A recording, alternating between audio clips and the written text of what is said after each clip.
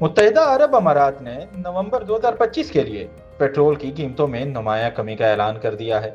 اکتوبر کے مقابلے میں پیٹرول کی قیمت میں اوسطاً 10 سے 11 روپے فی لیٹر کمی ریکارڈ کی گئی ہے، جو عالمی منڈی میں خام تیل کی قیمتوں میں کمی کا نتیجہ ہے۔